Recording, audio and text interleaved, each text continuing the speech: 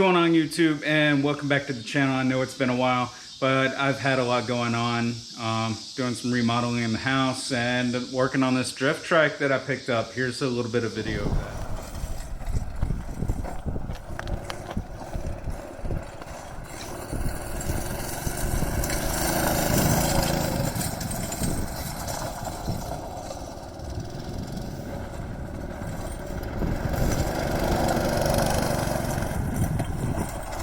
And before I get started with the rest of the video, I want to talk about something that is going on September 28th.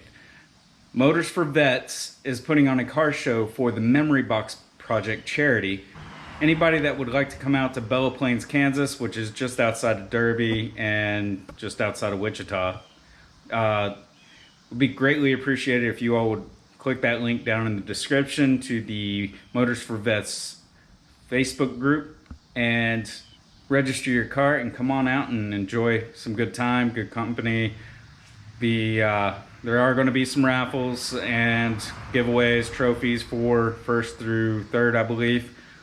So let's get started.